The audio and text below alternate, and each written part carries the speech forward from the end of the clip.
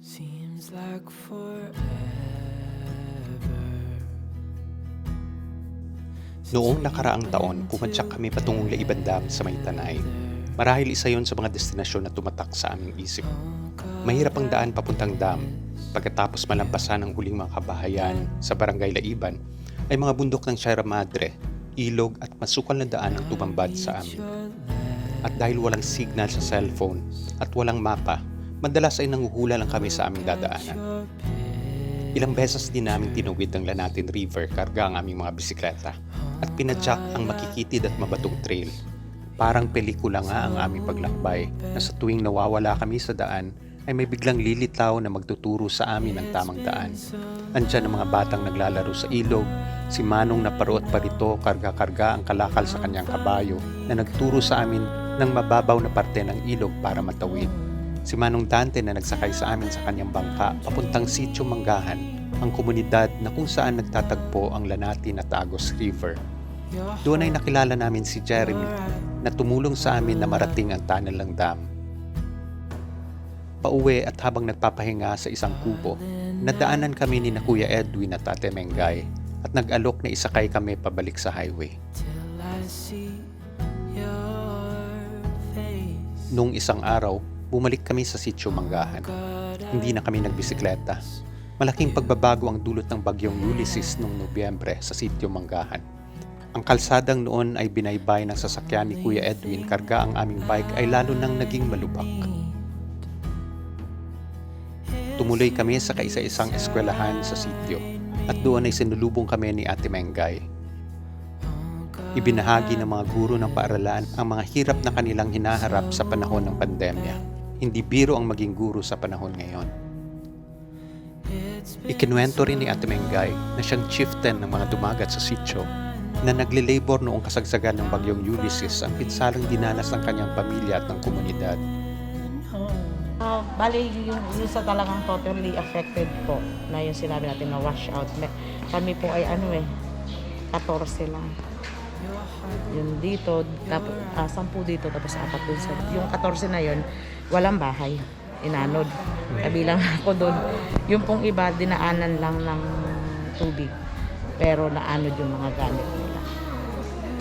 Before po nung nangyari yung naghakot na kasi talaga po naman pag may lakas ng ulan, ang evacuation po ay dito sa school. Sa school.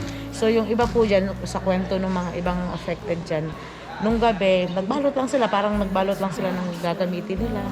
Hindi nila akalain na pagising nila na wala na yung bahay nila. Malaking tulong po yung social media. Kasi may nakapag-upload nung habang bumabaha.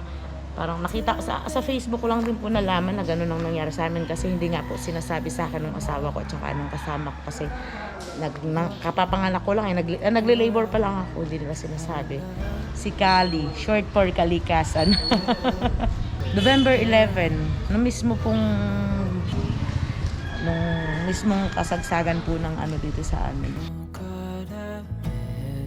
Sa pangunguna ng Cleantech ay inabot namin ang mga dalang tolda, flashlight, bigas at mga delata para sa mga pamilyang nawala ng bahay na hanggang ngayon ay nagsisikap pa rin bumangon sa pagkasira ng kabuhayan dulot ng delubyong Ulysses.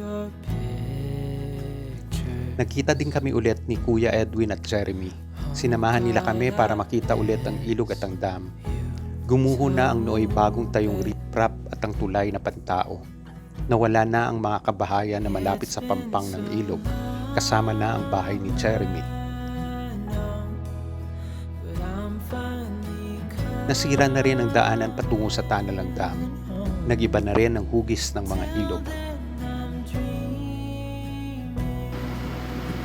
Basang-basa yung mga anak ko, dadalawang kumot. Ang dala-dala. Kumbaga sa walang sabing basta damit wala din. Ubus. Sabi di, parang pero sa akin talagang tinibayan ko kasi ang inisip ko, okay lang yan. Kaya magsakripisyo at maghanap buhay na lang tayo. Mahirap paniwalaan na ilang buwan pa lang ang nakalipas mula nang tawirin namin ang ilog na ito, na sinamahan pa kami ni Jeremy sa tunnel ng dam, na tinulungan pa kami ni Kuya Edwin at Ate Mengay na matapos ang aming paglakbay. Ba't nyo kami tinigilan nung nagbabike kami? Bilang tao kasi, Ako po kasi friendly po talaga ako, lalo na po yung dayo. Alam ko na wala siyang dayo lang siya dito sa area. Tapos, alam ko na wala siyang kakilala. Siyempre, nagmagandang loob lang po ako at hindi ko po alam na doon sa pagmamagandang loob ko is mayroon pala siyang makabuluhang ibibigay dito sa area namin. Ay, kaya po ako tumigil kasi po nakikita ko hirap na po kayo. Isa pa po, medyo alam ko malayo pa po uwian nyo, kaya medyo sabi ko po, di ba po, sir, saan po kayo papunta?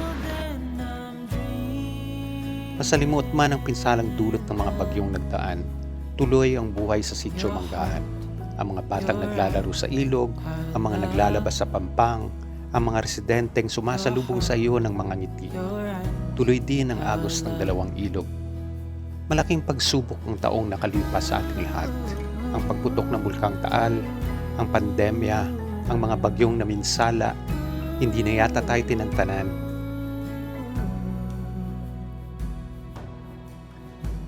Iba't iba man ang hirap na ating dinaranas, ay iisang unos ang ating pinagdadaanan. Minsan, mahirap makita ang liwanag sa tilang kay dilim na daan. Ang mga taga-Sitio Manggahan tulad ni na Jeremy, Edwin at Mengay ang tutulong sa atin na makita ang pag-asa sa bukas na darating. Your heart, your eyes, our love. Your heart, your eyes.